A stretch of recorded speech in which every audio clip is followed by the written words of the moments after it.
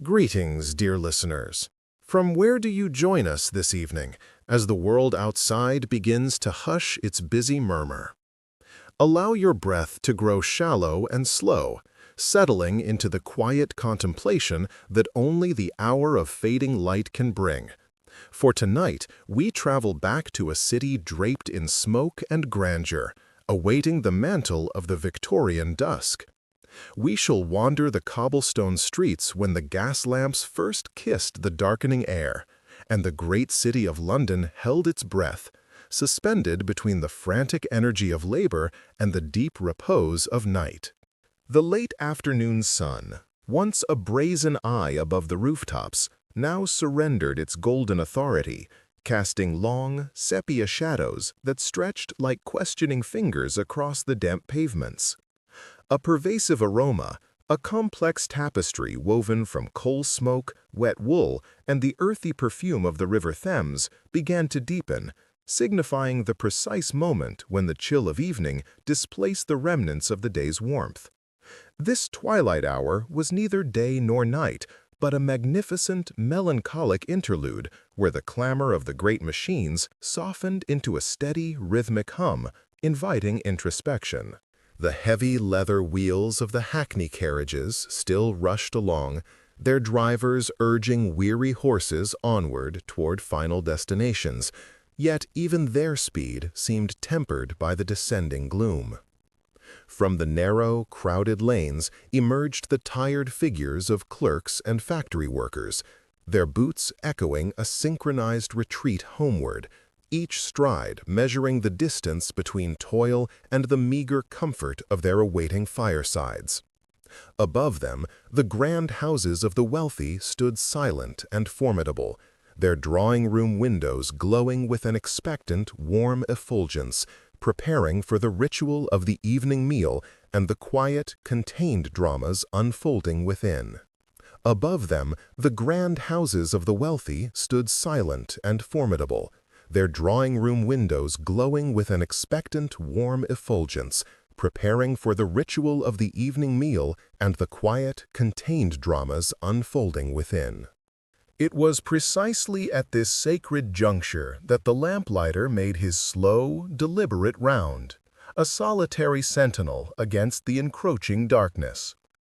With his long, slender pole tipped with fire, he reached up to the tall standards, touching the hidden mechanism that sparked life into the hungry gas jets one by one. As each lamp bloomed into a soft, yellow globe, it pushed back the shadows only slightly, creating pools of light that emphasized the vast, mysterious expanse of the unlit streets surrounding them, defining the boundaries of safety and known reality.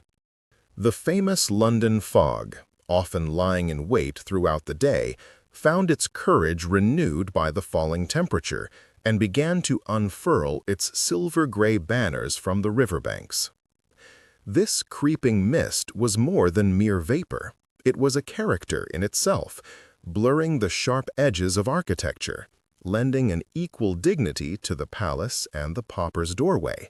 and muffling the incessant sounds of human movement into a generalized, comforting susurrus. Beneath this velvet shroud, conversations became hushed secrets, and even the rattle of passing traffic attained an ethereal, distant quality, as though heard from across a great body of still water. Within the spacious, wood-paneled study of Mr. Elias Thorne, a retired merchant of textiles, the twilight brought a profound sense of temporal weight. He sat alone by the fire, a book resting unread upon his knee, gazing at the flickering flames that threw dancing reflections onto the brass fender. For a man who had spent a lifetime chasing the hurried rhythm of commerce, this slow cessation of activity offered a reminder that time, the ultimate currency, could never truly be possessed, only experienced in quiet reflection. Elias considered the rapid changes sweeping the city, the relentless march of industry that had filled the air with smoke and his coffers with wealth, and he felt a strange sense of exhaustion that was not physical but spiritual. He realized that the twilight was the city's chance to truly know itself, stripped of the harsh light of daytime judgment, revealing its deepest anxieties and its silent, enduring resilience. He picked up his pipe, the familiar scent of rich tobacco promising a temporary reprieve from the relentless ticking of the grandfather clock in the hall. Down by the docks, where the great sailing ships and steam vessels lay anchored, the water of the Thames turned to black, oily glass, reflecting the scattered lights of the shore in fragmented, shivering lines. The stevedores had long since retreated, leaving behind mountainous stacks of crates and bales, their surfaces kissed by the damp, chilling air, standing like silent monuments to global trade and distant lands. The sound here was one of immense, liquid patience, the relentless lapping of the current against the moored hulls, a sound older than the city itself, suggesting that all human endeavor is ultimately temporary, yielding to the river's eternal flow. In the poorest districts, in the crowded, labyrinthine courts and alleys where 4 stories of crumbling brick pressed close overhead, the twilight offered no romantic reprieve, yet it held its own distinct poetry. Here, the darkness provided a necessary cloak of anonymity, a brief respite from the judgmental gaze of the sun, allowing life to take on a more honest, perhaps more desperate cadence. Small, inadequate oil lamps flickered behind grimy window panes, casting shadows that writhed like restless ghosts upon the cracked stucco walls, delineating small islands of impoverished domesticity. A small, street organ grinder, whose cheerful music usually defined the late afternoon, packed his instrument carefully into its wooden box, his task done until the next morning's light. His departure signaled a shift in the acoustic texture of the street, replacing the lively, organized noise of the day with a deeper, more elemental vibration, the distant moan of a train pulling into Victoria Station, the occasional sharp cry of a nocturnal bird, and the pervasive sound of countless feet moving across stone. The very pavement seemed to absorb the sounds of the day, releasing only the essential rhythms of human existence. Meanwhile, in a high-ceilinged lecture hall near Bloomsbury, Professor Alastair Finch closed his leather-bound notebook, his scholarly reflections punctuated by the slow, deliberate chime of a nearby church bell marking the half-hour past 6. He often taught his students that the twilight was the hour of philosophy, the time when the empirical certainties of the sun's logic began to dissolve, allowing the unseen metaphysical questions to surface. It was during this specific confluence of light and shadow that the inner self found courage to speak. He walked out into the cool evening, pulling his wool scarf tighter against the unexpected sharpness of the air, observing how the nascent gaslight transformed the facades of the buildings into grand theatrical backdrops. The architecture of the age, heavy with ornament and aspiration, seemed to settle deeper into its foundations as darkness claimed it, appearing less functional and more like the set pieces of a profound and enduring human drama. The professor felt, as he often did, a deep kinship with the structures around him, massive, enduring, yet subtly weathering beneath the immense weight of time and history. The transition from day to night in Victorian London was never abrupt. It was a layered process, much like the peeling back of an old, heavy canvas. First came the fading of the primary light, followed by the activation of the artificial lights, then the thickening of the shadows, and finally the slow, insistent dominance of the omnipresent fog. This nightly metamorphosis was a silent, grand spectacle played out across hundreds of square miles, witnessed by millions of busy souls who rarely took a moment to truly appreciate its ancient, unyielding regularity. Even the horses in their stables seemed to feel the quiet authority of the hour, shifting their weight and nodding their great heads, awaiting their feed and the deep, uncomplicated rest that followed a strenuous day of pulling heavy loads. Their breath materialized in soft, visible plumes in the cold air, temporary proofs of their existence, soon absorbed back into the cooling vastness of the darkening stable-yard. Their quiet presence was a grounding element in the chaotic speed of the burgeoning metropolis, an anchor to the older world of muscle and earth. As the last tint of dusty rose faded from the western sky, giving way to the deep, bruise-colored cobalt of true night, the city achieved a kind of somnolent splendor. The clamor had gone, replaced by the profound, resonant silence of a million people contained behind brick and mortar, dreaming, planning, or simply resting. This deep quiet, punctuated only by the occasional distant hoot of an owl or the rhythmic tread of the policeman on his beat, was the true voice of the Victorian twilight, vast, profound, and utterly peaceful. The lamplighter, having completed his circuit, now vanished back into the mist, leaving behind a winding trail of pale, incandescent beacons that marked the paths of human endeavor and provided faint guidance for those still abroad.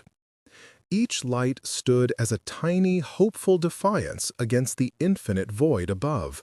a humble testament to the human need for order, warmth, and the simple knowledge of where the road ends and the welcoming door begins. Thus, the city rested, yielding its conscious energy to the deeper, unseen movements of the night. High above the cobblestone chorus, in a room where the air was scented with aged parchment and cold ink, sat Elias Thorne, a man known to the moon better than to the sun.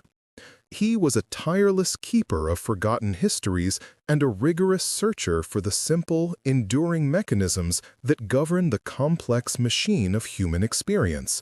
His brow furrowed in the eternal pursuit of a truth that always seemed to lie just beyond the reach of the written word. The single oil lamp beside him cast a small, trembling halo upon his desk, isolating him in a pool of golden warmth amidst the vast, chill expanse of the sleeping city, making the steady ticking of his grandfather clock sound like the loud, resonant heartbeat of the entire universe.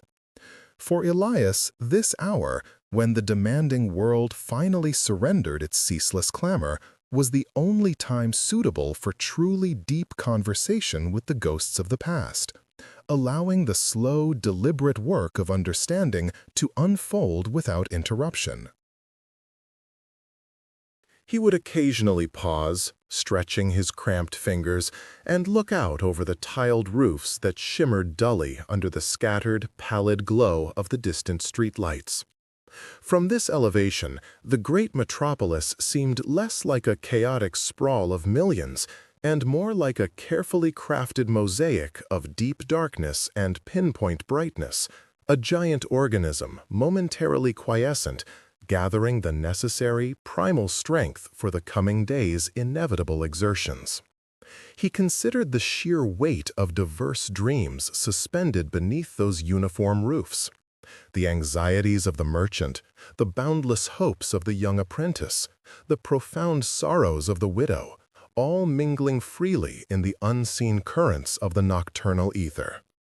This collective surrender to unconsciousness, Elias mused, was perhaps the only truly democratic act the city ever performed, leveling all titles and fortunes until the indifferent morning light arbitrarily distinguished them once more.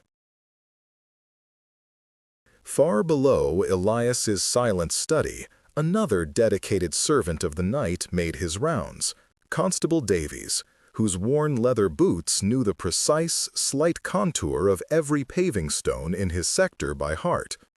He moved with the practiced economy and slow deliberation of a man who trusted the silence but respected the deep, impenetrable mystery of the absolute darkness, his heavy woolen cape absorbing the lingering dampness that clung tenaciously to the cold brickwork. His bullseye lantern swung gently at his side, casting short, restless shadows that momentarily exaggerated the eaves and window ledges into grotesque, watchful faces before they immediately receded back into the smooth, anonymous indifference of the night. The sound of his pace, a measured thump-thump, thump-thump, was less an intrusion upon the profound quiet and more a foundational, comforting rhythm, assuring the sleeping citizenry that the careful boundary between necessary civilization and untamed chaos remained firmly guarded by vigilance. The sound of his pace, a measured thump-thump, thump-thump, was less an intrusion upon the profound quiet and more a foundational, comforting rhythm, assuring the sleeping citizenry that the careful boundary between necessary civilization and untamed chaos remained firmly guarded. Down the narrow arteries of the side streets, where the sparse gaslight barely penetrated the oppressive gloom, the air grew thick and heavy with the combined recognizable smells of wet coal smoke, cold river damp, and forgotten refuse, a pungent testament to the city's ceaseless consumption and rapid expulsion. These permanently shadowed passages held the whispered secrets that the grand, brightly lit thoroughfares stubbornly refused to acknowledge, serving as temporary hiding places for stray, feral cats and retaining the lingering, faint echoes of drunken disputes settled long before the curfew bell had sounded. The slick paving stones reflected the minimal overhead light in distorted, elongated patterns, making the simplest, straight path feel suddenly treacherous, demanding cautious, deliberate movement and constant attention to the ground immediately ahead. In these overlooked places, the ancient, irreducible fear of the dark was still very much alive, not the vague philosophical fear of ghosts, but the immediate, tactile dread of what unseen menace might be hidden just within arm's reach. Constable Davies paused near a heavy iron railing guarding a narrow, overgrown patch of municipal green, momentarily resting his considerable weight on the polished wood of his truncheon, gazing up at the sheer, impassive faces of the tall terrace houses. He wondered about the intricate, contained lives held within those silent, heavy walls, the complex tapestry of relationships and struggles that paused only when the eyelids finally closed in surrender, recognizing that he was perhaps the only waking witness to the absolute nightly cessation of their daily performance. There was a unique and melancholy power in this solitude, this privileged, often burdensome position of being the single, conscious guardian of an unconscious multitude, a serious responsibility that felt truly immense in the quiet magnitude of the metropolitan night. He took a deep, steadying breath of the cold, clarifying air, feeling the sharp sting in his lungs, and then continued his predictable, protective circuit, knowing instinctively that the safety of the sleeping rested squarely and completely on the unflinching vigilance of the few who were awake. Closer to the majestic river's edge, where the hard-won silence of the land quickly gave way to the eternal, deep murmur of constantly flowing water, the darkness seemed even deeper, a fluid, ancient entity that absorbed all light and sound without yielding any recognizable reflection. The great Thames moved with its tireless, inevitable momentum, carrying the long-forgotten secrets and daily debris of the massive city out towards the waiting, indifferent sea. Its surface occasionally disturbed only by the soft, unsettling plop of heavy detritus, or the gentle, rhythmic rocking of the few permanently moored barges.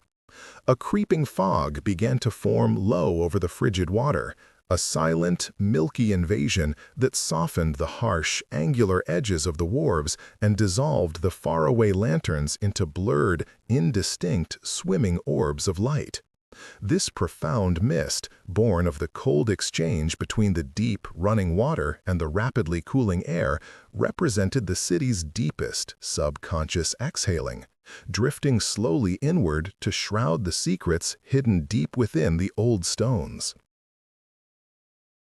If the external, physical city was stilled into temporary inertia, the internal, private landscapes of its inhabitants were now engaged in frenetic, unbound movement, weaving intricate narratives unconstrained by the strict logic of the waking world. Dreams, fragile yet potently vivid architects of alternate realities, shifted the sleeping population through landscapes of profound nostalgia or urgent, improbable pursuit, each mind a separate, flickering theater operating silently behind the heavy, protective velvet curtain of sleep. The deep, restorative work of the unconscious mind sorted the accumulated chaff of the day's sensory input, filing away necessary knowledge and aggressively discarding the overwhelming static and noise, meticulously preparing the spirit for the renewed, complex demands of the following morning. In this unseen world of tireless mental activity, the city's shared anxieties were processed, examined, and transformed, allowing the beleaguered soul a brief, necessary freedom before the invisible chains of earthly expectation were clasped tight once more. Back in his lofty sanctuary, Elias dipped his sharp quill into the dark, viscous ink. The precise, sharp scrape of the nib against the expensive laid paper, the only audible sound that dared to challenge the quiet authority of the hour. He was tracing the faded, elegant script of a forgotten Renaissance philosopher who debated the precise nature of memory and its true location within the physical body. Finding a strange, immediate kinship with this distant voice speaking across 3 centuries of intervening dust and societal upheaval. The great, enduring questions of human existence, he reflected, never truly changed their core substance. They simply donned new fashionable apparel suitable for the current age, retaining their essential, irreducible mystery beneath the superficial change of language. He felt a powerful, profound connection not only to the distant author of the text, but to every earnest, striving soul throughout time who had wrestled with the impossibility of knowing oneself completely, finding solace in the shared, timeless complexity of the human condition. The air was suddenly cleaved by the sonorous, heavy, unmistakable chime of a nearby church clock, announcing the arrival of the deep, cold heart of the night, its massive vibrations echoing through the absolute stillness like a heavy stone dropped into a deep, silent well. Each deliberate, slow strike sounded a powerful, objective reminder that time, unlike the sleeping citizens below, never rested nor paused its relentless, constant march toward the dawn, maintaining the fundamental, inescapable order that perpetually undergirded the human experience. The sound traveled far across the quiescent districts, rousing brief, momentary awareness in some troubled sleepers, who quickly pulled the comfort of slumber back over their heads like a thick, necessary wool blanket against the intrusion of reality. For Elias, it was merely an objective marker, a loud, necessary punctuation point that affirmed his privileged wakefulness and signaled that the final, deep well of silence would soon begin its slow, measured ebb toward morning. Constable Davies, now rounding the long, curving perimeter of the park railings, lifted his gaze toward the highest floor of the tall, anonymous brick tenement that dominated that particular section of the skyline. There, a singular, unwavering patch of warm lamplight still glowed like a steadfast ember, a tiny, defiant beacon of intense intellectual vigil high above the common gloom of the street, clearly indicating a mind still intensely engaged in the difficult business of thought. He knew, without need of explicit identification, that this was the lamp of Elias Thorne, the quiet, eccentric scholar whose dedication to his heavy books was as rigorous and unwavering as Davies' own dedication to the steady beat, a parallel duty performed silently under the same cold, indifferent moon. It oddly comforted the constable to know that he was not the only soul keeping watch over the inert, vulnerable city. even if their specific duties were separated by the insurmountable gulf between the physical world of immediate enforcement and the ethereal realm of timeless philosophy. It oddly comforted the constable to know that he was not the only soul keeping watch over the inert, vulnerable city, even if their specific duties were separated by the insurmountable gulf between the physical world of immediate enforcement and the ethereal realm of timeless philosophy.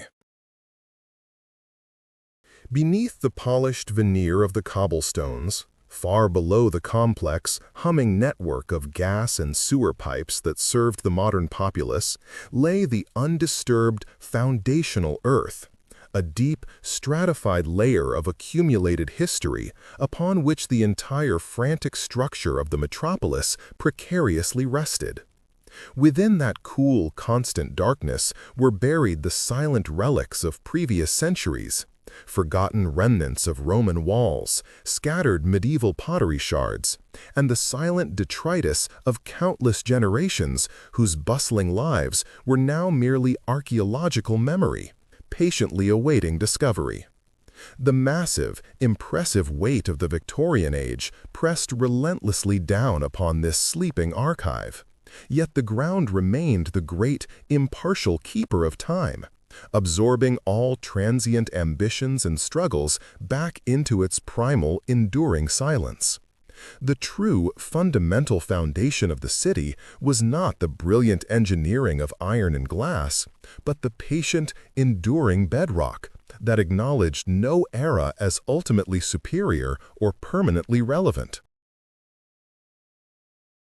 Behind the darkened panes of thousands of identical windows, the quiet, instinctive rituals of domestic sleep unfolded in patterns that were identical yet simultaneously distinct, governed only by the soft, rhythmic rise and fall of chest and breath. The residual warmth of banked hearth fires slowly, inevitably surrendered to the aggressive, external cold of the outside air, making the heavy blankets and thick counterpanes vital, necessary fortresses against the chilling dampness of the unlit rooms. Within these small, contained worlds, partners lay side by side, their hands occasionally brushing in the dark, finding a deep, unspoken reassurance in the proximate presence of another human soul, navigating the temporary, necessary absence of consciousness. These intimate connections, unseen and unheard by the impersonal mechanisms of the vast city, formed the delicate, unspoken web of trust and belonging that would be severely tested and renewed again upon the often harsh arrival of the morning light.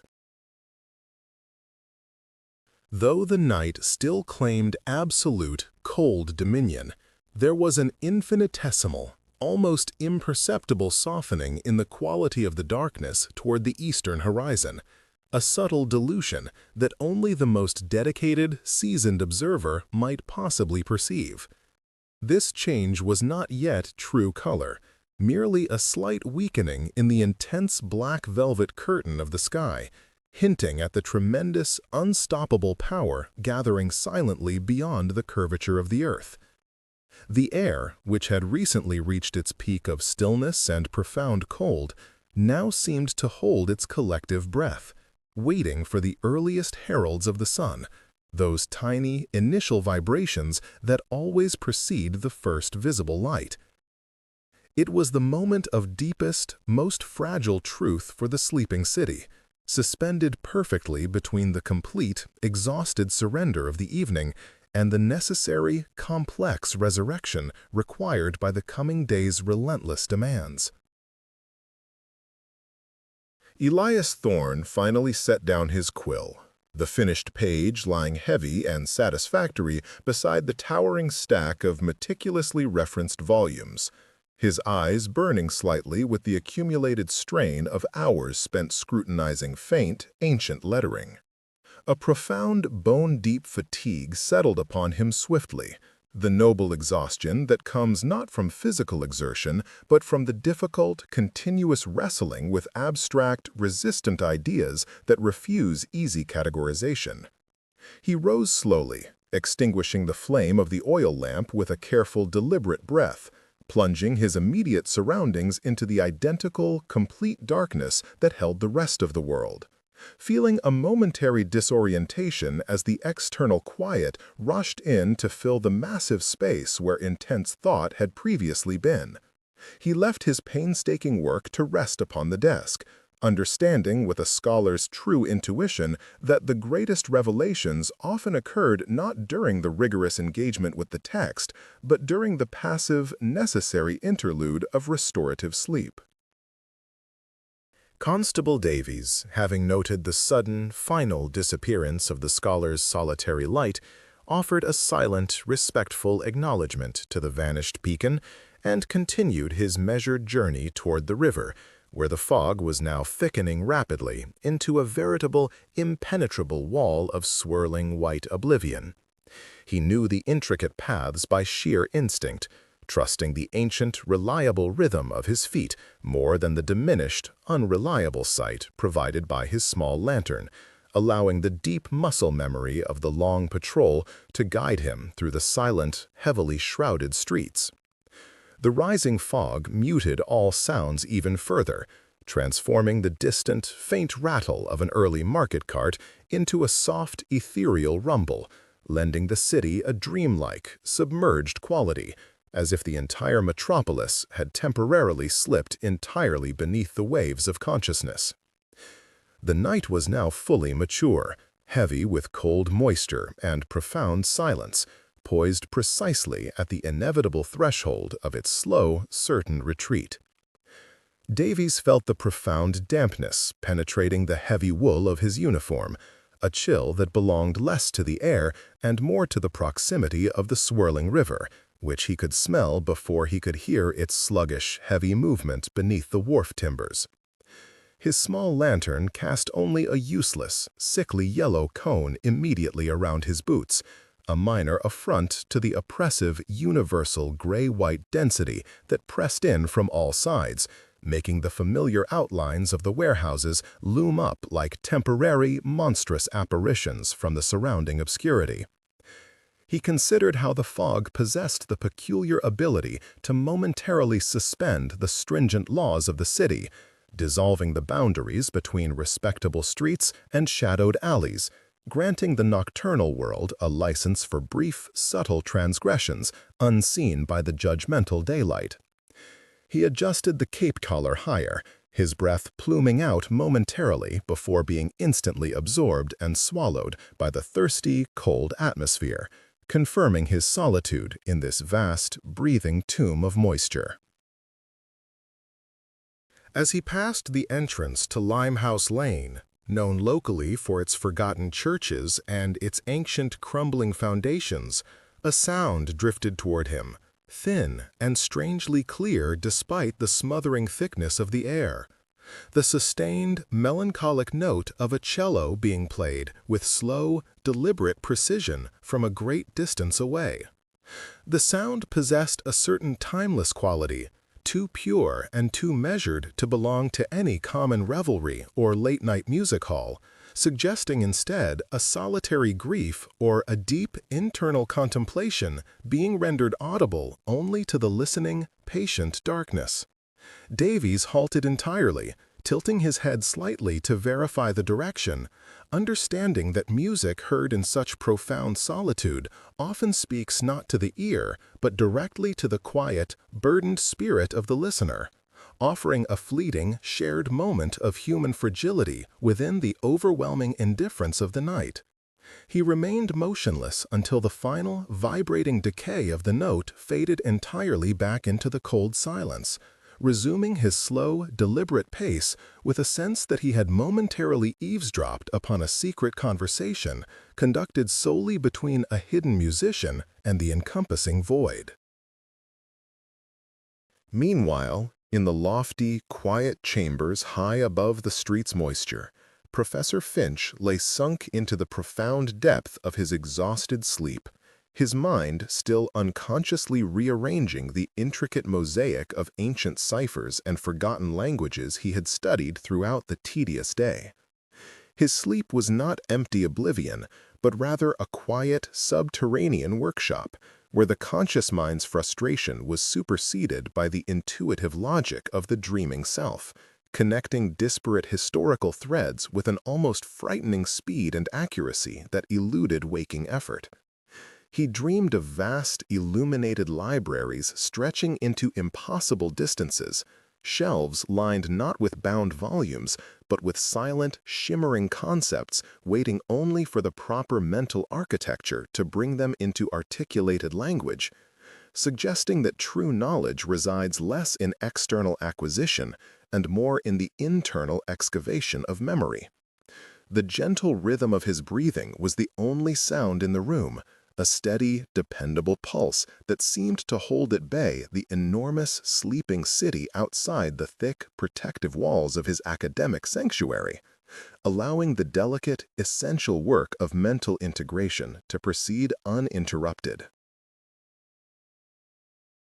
Below the professor's quarters, in the small, immaculate kitchen, Mrs. Elms had already stirred from her brief but disciplined slumber, rising precisely at the 4th chime of the tower clock, well before the first hesitant sliver of weak dawn attempted to pierce the heavy shroud of night.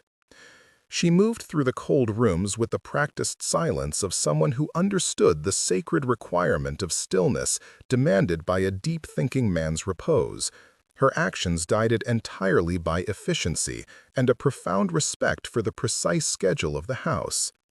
Her hands, rough and knowledgeable, moved to lay the first tentative embers in the large scullery grate, coaxing the stubborn, dry fuel into a faint, obedient glow that promised the eventual warmth and necessary structure of the coming day.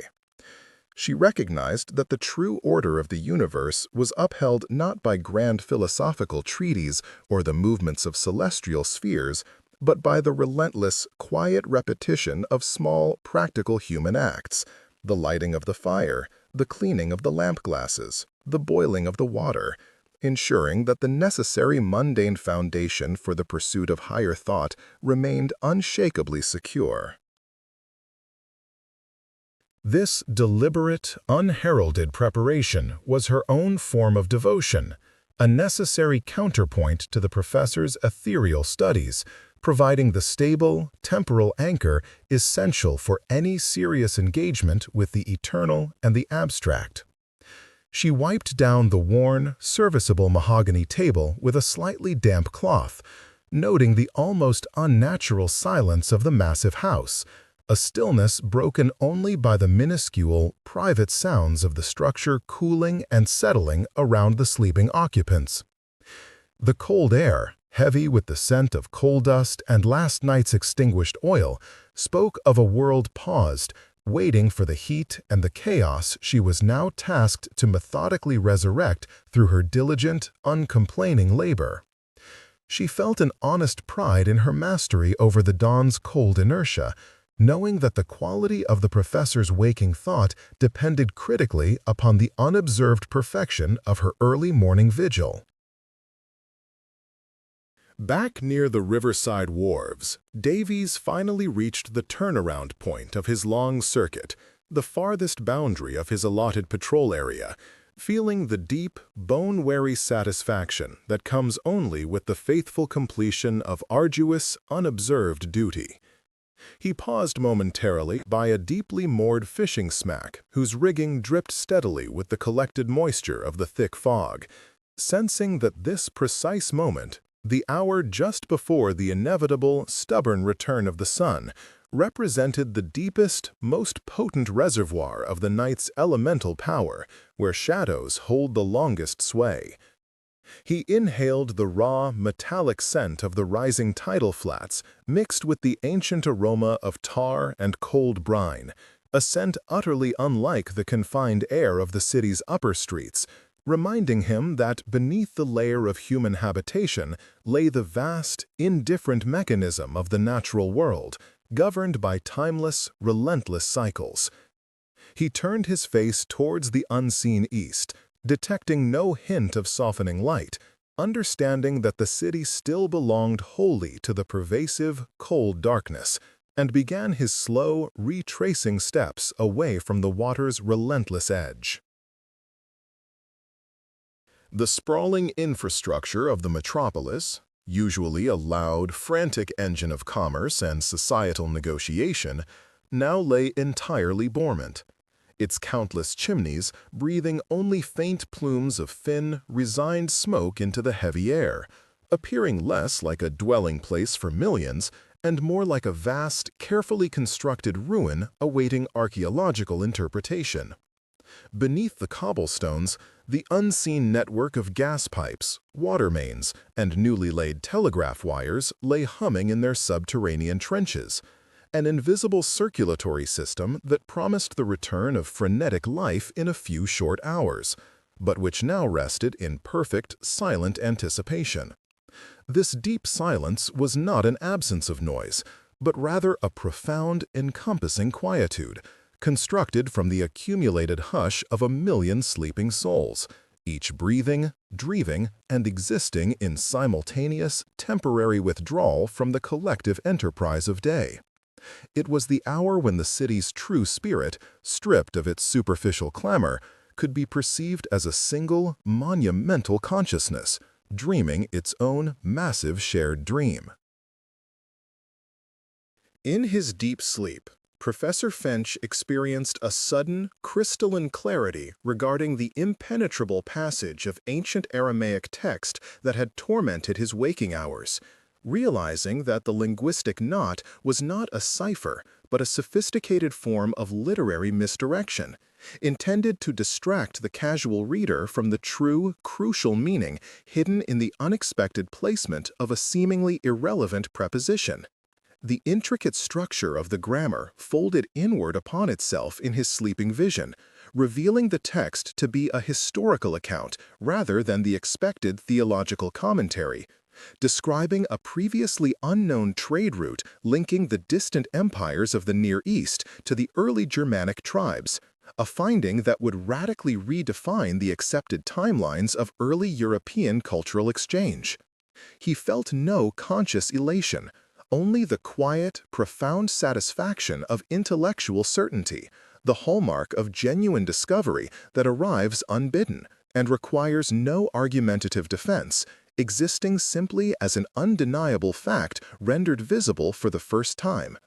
The revelation settled within his mind like a perfectly cut, precisely interlocking piece of masonry, completing the enormous, silent edifice of his life's dedication to obscured knowledge. This subconscious work, achieved entirely within the veil of restorative darkness, held a spiritual truth for the scholar, that the highest human understanding often demands not brute intellectual force, but a surrender to the passive, receptive state of unknowing, allowing the deeper architecture of the mind to operate without the interference of ego or intention. The sheer weight of the preceding day's frustration lifted entirely, replaced by a deep sense of peaceful resolution, the kind of quiet joy known only by those who dedicate their lives to the arduous, often lonely pursuit of illuminating forgotten history.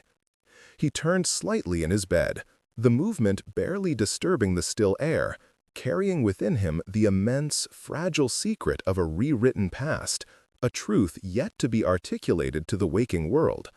His rest was now complete, transitioning from the heavy, necessary repose of exhaustion to the lighter, expectant sleep of a man prepared to receive the morning.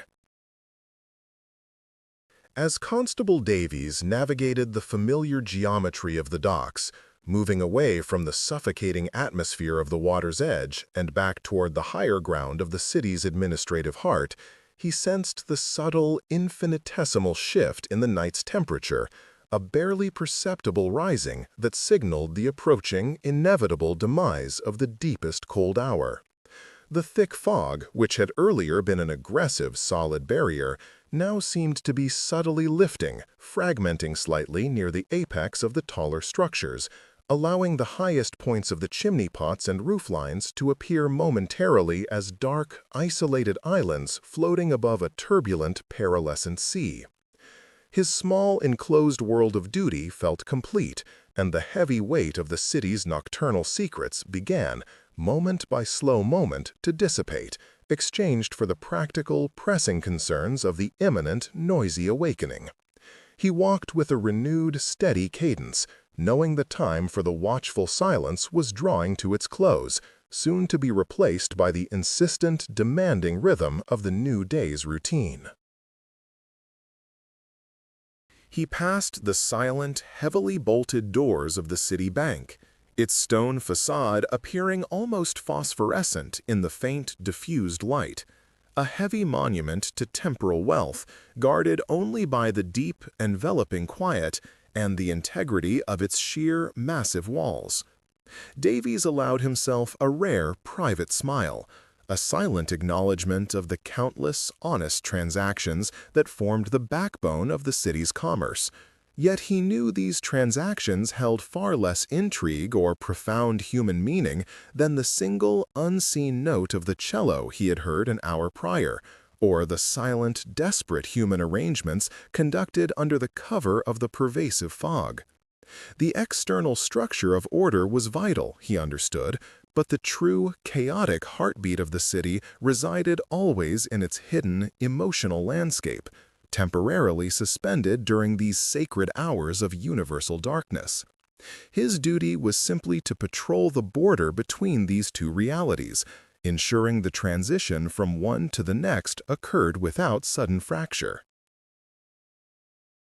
High above the still-shrouded streets, where only the highest atmospheric layers received the nascent energy of the distant, approaching sun, the deep indigo of the upper sky began to infuse with the first hesitant wash of pale, ethereal silver, an unseen tide of light slowly pushing back the enormous reservoir of universal blackness. This transition was not sharp or sudden, but a gradual, quiet infusion, a promise whispered across vast, unimaginable distances that the long sovereignty of the dark was inevitably, eternally temporary, subject always to the return of the organizing power of solar radiance. The slow, deep breath of the slumbering city continued, but now it held a different quality, anticipating the moment when the millions of individual flames of human consciousness would simultaneously reignite, transforming the unified field of darkness back into the chaotic, vibrant, purposeful movement of everyday existence. The threshold had been crossed, though the streets themselves remained steeped in the profound, clinging shadow, waiting for the signal of the tower clock's 5 sharp strokes to formally announce the end of the sacred interlude. Mrs. Elms heard the subtle change in the air pressure against the window panes and knew the fog was beginning its ascent, a process that would soon reveal the smoke-stained brickwork and the dreary gray reality of the rising day, replacing the mystery of the night with the demands of the visible world. She had the kettle settled now upon the glowing embers, the faint, rising hiss of the water a tiny, insistent sound of mechanical anticipation that broke the profound stillness of the ground floor. She took the clean, white porcelain cups down from the shelf, each movement deliberate and necessary, preparing the instruments of the professor's first essential engagement with the newly revealed knowledge. Her world was governed by these small, measurable increments of preparation, establishing a meticulous counterpoint to the boundless, unmeasurable territories of the professor's scholarship, ensuring the safe harbor where great thought could be birthed into the world. Davies paused beneath the massive iron clock face of St. Jude's, its hands now pointing irrevocably toward the coming morning, feeling the deep, ingrained weight of the patrol finally begin to lift from his shoulders as his assigned hours reached their quiet conclusion. He saw a flicker of faint, yellow light appear in the high window of a small baker's shop across the square, the very first sign of industry asserting itself against the lingering dark, quickly followed by the distant clang of metal on stone as a coal delivery cart began its rounds in the nearby residential street. The city was stirring, not with a sudden rush, but with the inevitable, grinding articulation of its millions of moving parts, commencing the grand machinery of human endeavor once more. He instinctively straightened his posture, pulling himself entirely out of the meditative rhythm of the night and back into the disciplined vigilance required by the approaching day, ready to exchange the solitude of the shroud for the necessary engagement with the throng. The fog, retreating now, began to collect itself into heavy, swirling pockets around the lowest parts of the pavement and along the curves of the river, leaving the upper stories of the buildings standing clearly defined against the lightening sky, as though the night had grudgingly lowered its curtain to reveal the permanent, immutable stage set for the daily drama. The scent of wood smoke was overtaking the scent of damp river fog, signaling the transition from elemental coldness to human-made warmth and activity, a subtle but profound shift in the city's prevailing character. The atmosphere no longer held secrets close. It began to broadcast the plain reality of early morning poverty, persistent commerce, and the predictable routines that bound the vast population into a comprehensible, functioning whole. Davies felt the inherent spiritual exhaustion that follows a successful, silent watch, knowing the true vigilance of the night demanded a deeper expenditure of self than the simple enforcement of daytime laws. In his study, though still sunk in sleep, Professor Finch's hand instinctively reached out across the surface of the desk, his fingers brushing lightly against the edge of the ancient vellum scroll that held the newly interpreted text, a silent confirmation that the vital intellectual thread had been secured and tethered to reality during his unconscious journey. The great, invisible weight of unresolved linguistic ambiguity, which had pressed upon him for weeks, was utterly gone, replaced by the effortless certainty of accurate comprehension. His breath remained even, but his internal landscape was already alight with the nascent energy of planning and rigorous articulation, preparing the logical structures necessary to convey this profound discovery to a skeptical and highly formalized world of classical scholarship. He was now merely awaiting the signal of the dawn, the appropriate moment for the physical body to rejoin the newly reorganized mind and begin the monumental labor of transcription. Mrs. Elms moved toward the library door, her steps silent on the heavy woven rug, intending only to ensure the stove's pilot light was steady and that the heavy draperies remained securely drawn against the harsh, unwelcome intrusion of premature light, respecting the sanctuary of the sleeping intellect. She heard a low, almost imperceptible sound of deep, settled contentment emanating from the direction of the study, a sound she had learned over the years indicated the successful resolution of some vast, unseen mental struggle, and she felt a vicarious satisfaction in his quiet victory. She was the devoted, practical attendant of genius, understanding that the greatest thoughts needed the most reliable shelter from the trivial intrusions of the physical world, and her service was the silent architecture of that necessary protection. She retreated back to the kitchen, leaving the room exactly as she found it, undisturbed and perfectly poised for the scholar's imminent awakening. The sky above London was now a uniform sheet of pale, cold gray, utterly devoid of the dramatic, fiery colors that sometimes accompany a vigorous summer sunrise, offering instead a sober, pragmatic illumination that seemed to mirror the demanding reality of the city itself. This slow, colorless light began to filter weakly through the remaining elevated banks of fog, creating ghostly, shifting columns of pale gold that briefly highlighted the spires and the domes, granting the massive city a temporary, ethereal beauty that would quickly vanish as the sun gained true strength and the smoke began its daily thickening. Davies reached the corner where he would meet the next constable, taking the morning watch, ready to pass on the silent, unwritten log of the night's subtle occurrences, the lingering fog, the sound of the unseen cello, and the profound, complete absence of anything overtly untoward.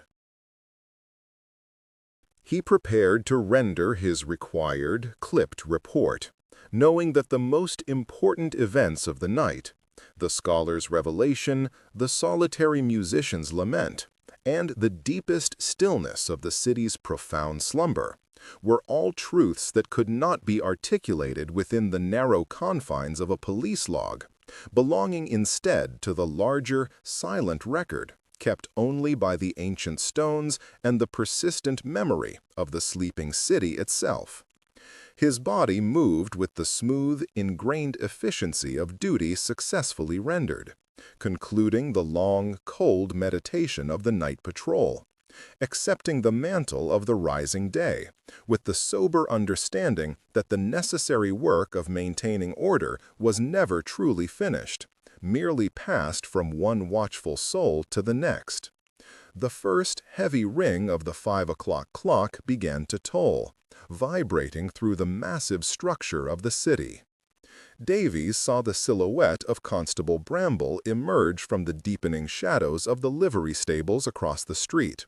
a younger man whose posture held the stiff impatience of those eager to prove their vigilance, still unburdened by the cumulative wariness that the years of witnessing London's hidden life bestows upon a seasoned officer. Bramble carried a freshly polished bullseye lantern, its glass reflecting the sparse gaslight with a brittle, blinding intensity that seemed almost too sharp for the mellow hour, contrasting sharply with Davies' own dimmer, oil-stained lamp that had patiently navigated the deeper midnight mists.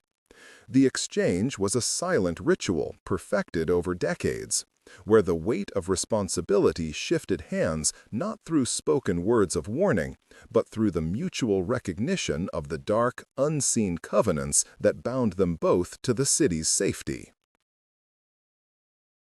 "All quiet, Davies?" Bramble inquired, his voice too loud for the receding hush of the hour, betraying the nervous energy that often attends the transition from deep rest to the necessary wakefulness of dawn duty.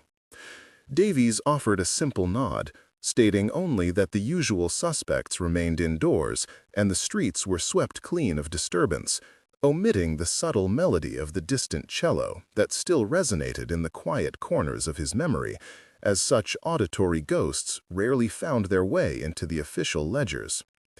He delivered the required few lines of report, noting the low pressure and the resulting heavy dampness that had permeated the ground fog, ensuring the new man understood the precise nature of the atmospheric opposition he would soon face as the coal smoke began its daily descent. Bramble signed the small, worn patrol book, the scratch of his pen unnaturally loud in the growing silence between the diminishing strokes of the great clock, a sound of small administrative friction against the vast, monumental architecture of the sleeping city.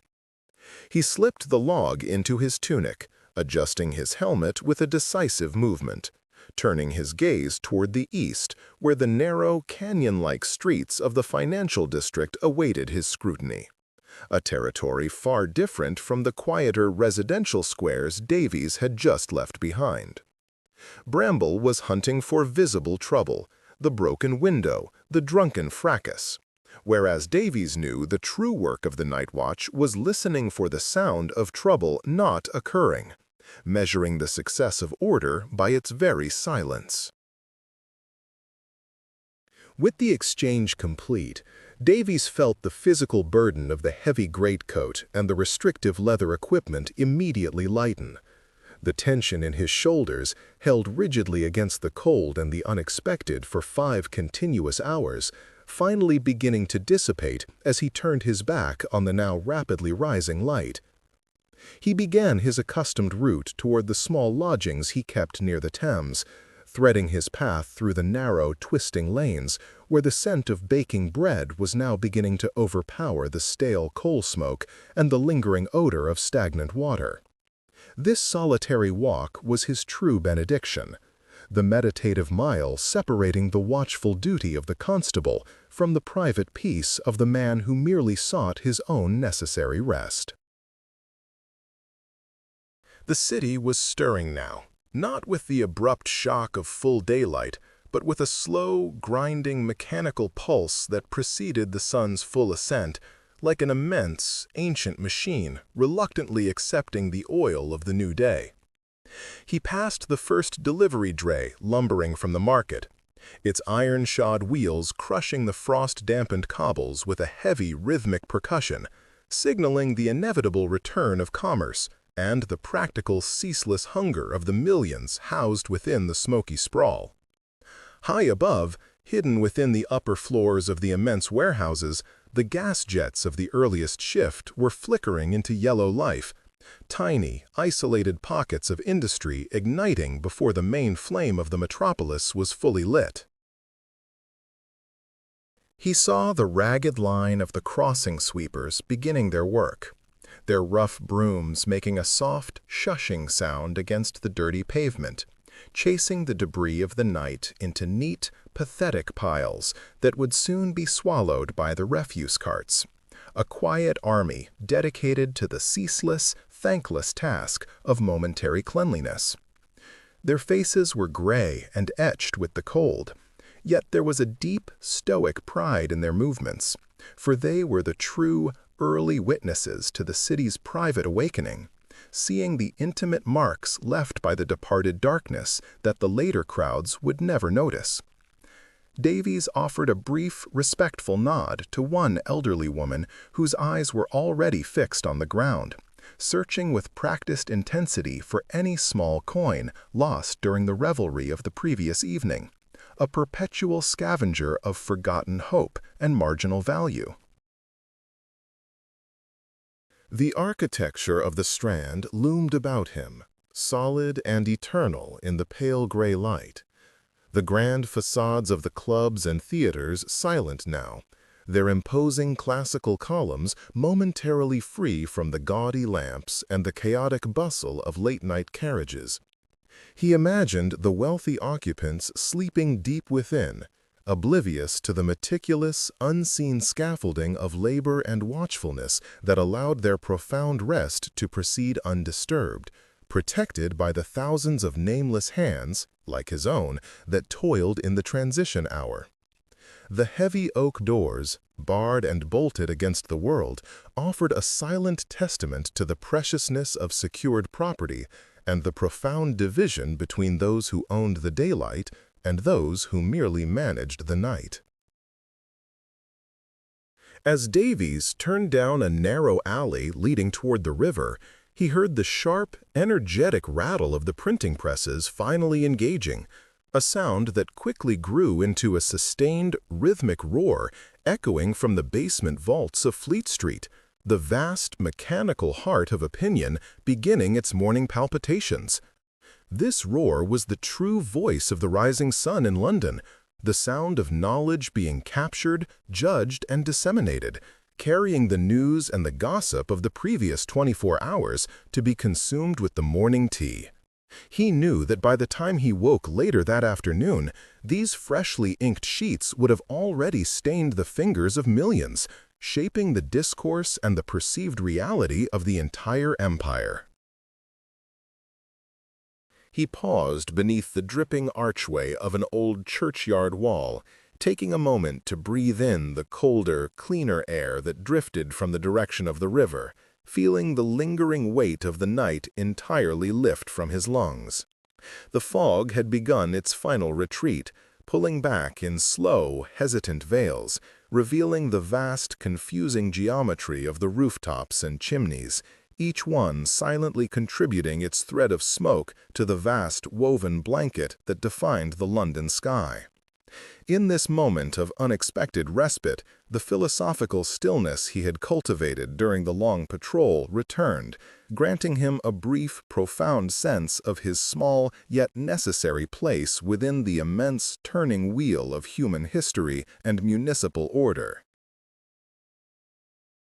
Meanwhile, Constable Bramble proceeded with a quick, martial stride down the newly brightened pavement, his vigilance focused sharply on the immediate ground before him, seeking evidence of disorder or breach of the Queen's peace, fundamentally missing the subtle, spectral beauty that Davies had observed in the receding gloom.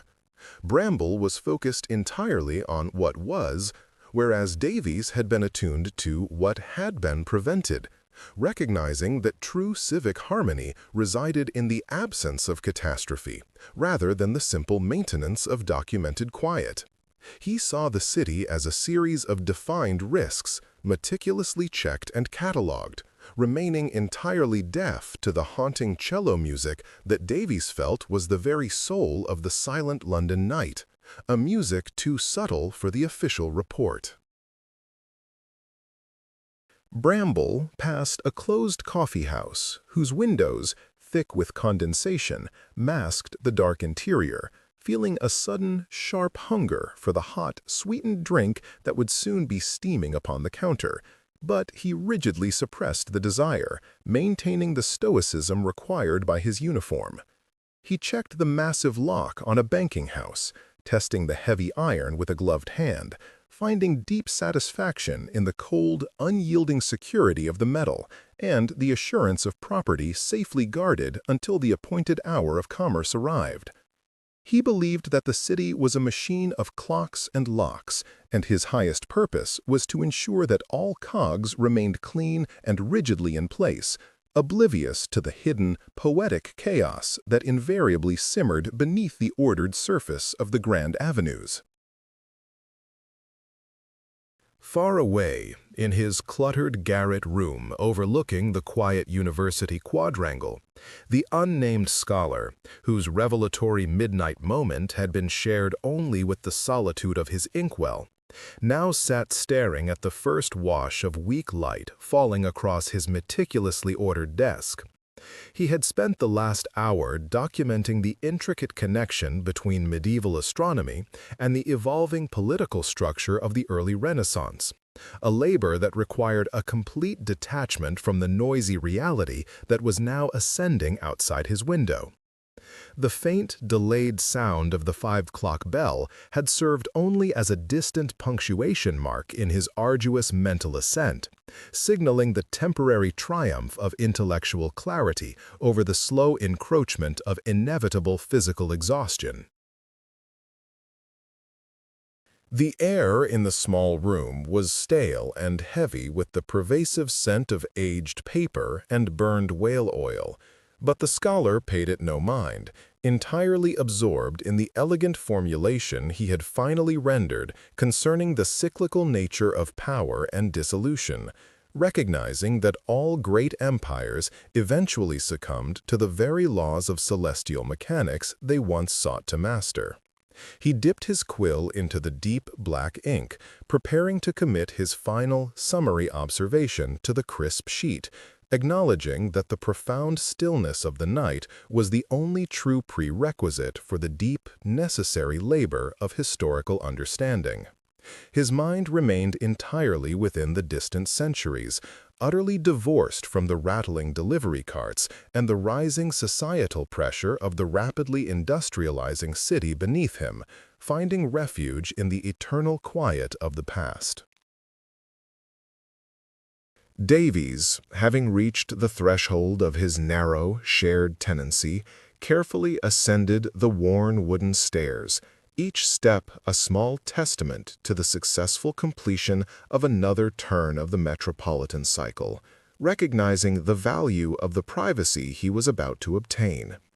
He unbuckled the heavy leather restraints of his equipment with a sigh of deep relief, allowing the uniform to drop softly onto the wooden floor, shedding the rigid skin of the guardian to reveal the exhausted, private man beneath.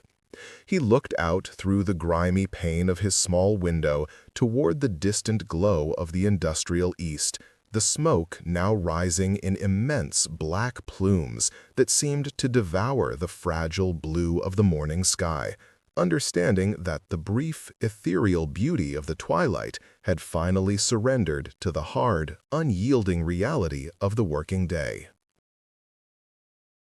He did not immediately seek his cot, but instead lit a single tallow candle,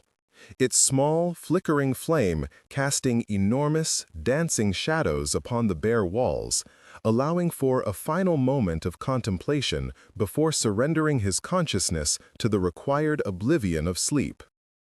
He thought briefly of the unseen cellist and the solitary, perfect music that had graced the darkest hour, accepting that such moments of pure, unsolicited art were the true, hidden currency of the city, surviving unnoticed beneath the endless weight of administration, law, and commerce.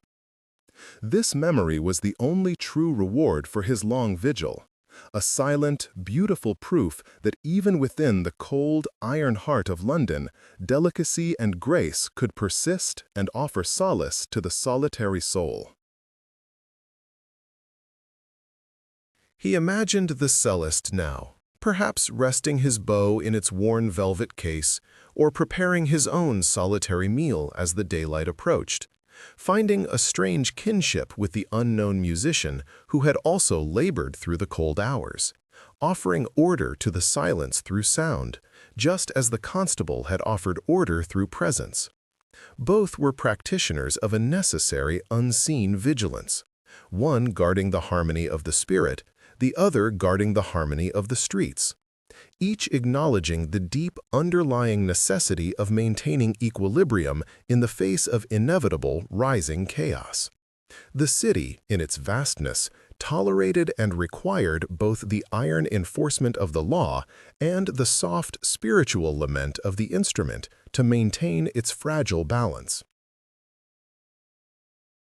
The sounds from the street below began to mount, the hawkers beginning their coarse, urgent cries, the sharp clip of horses' hooves moving at speed across the cobbles, the occasional, rough shout of a foreman calling his laborers to task,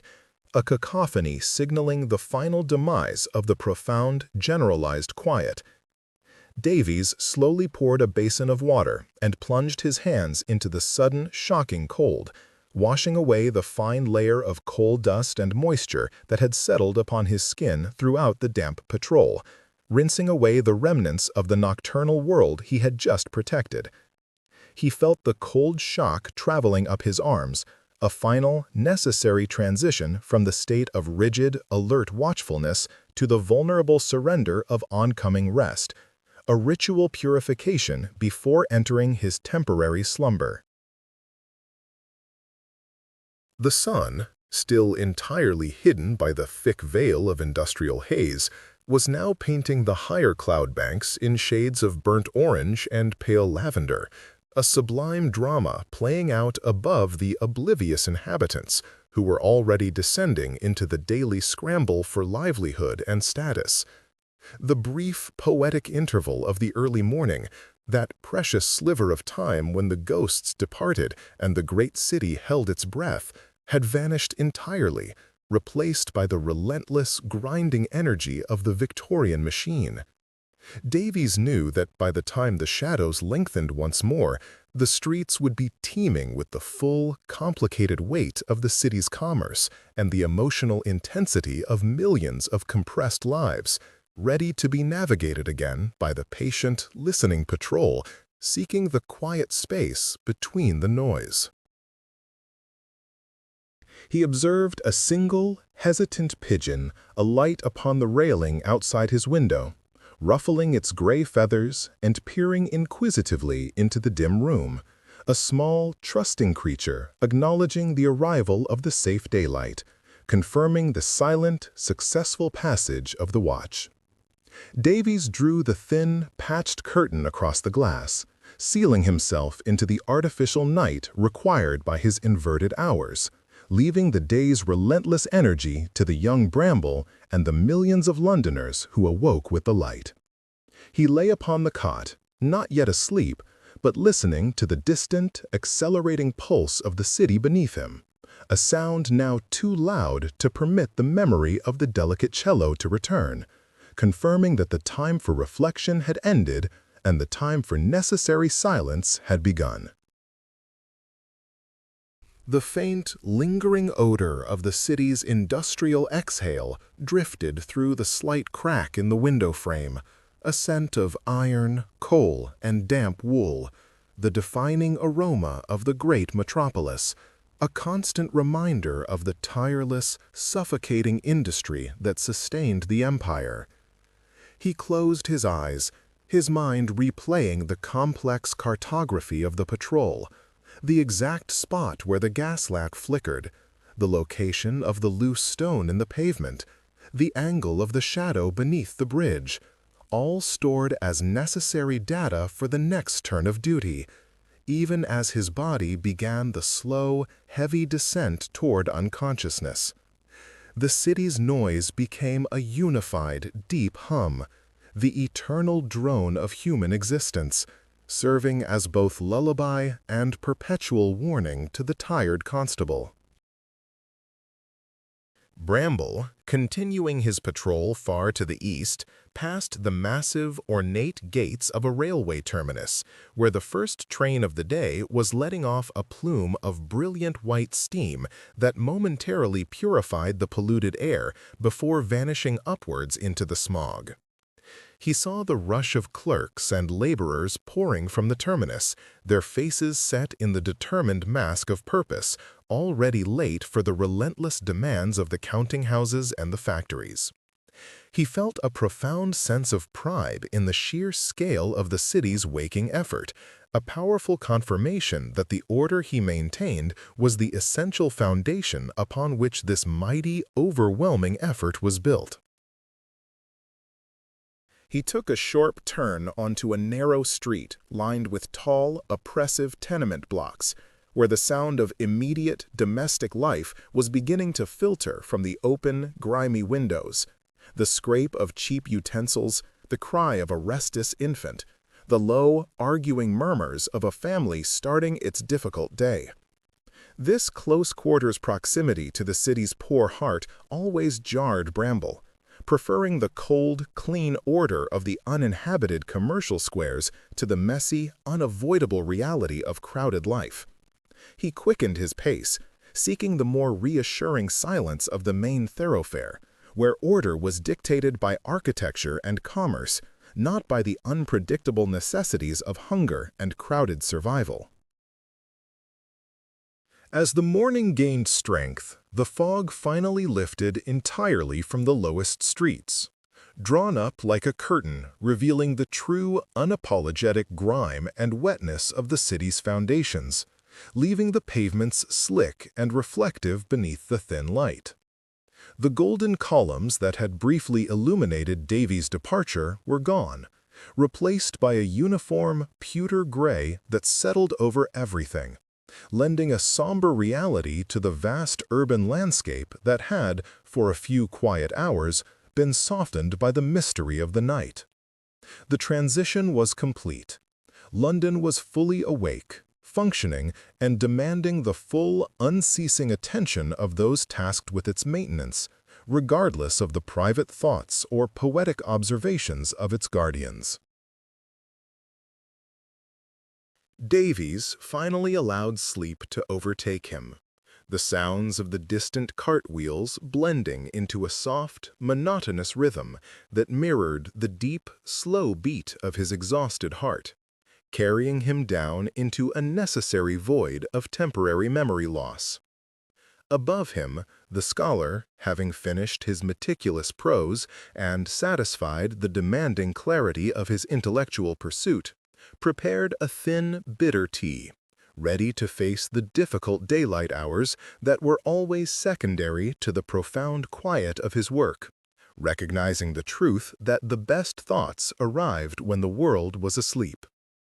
The city pulsed on, unaware of the two men who carried its silent log, the one who kept the peace of the streets, and the one who sought the pattern in the stars.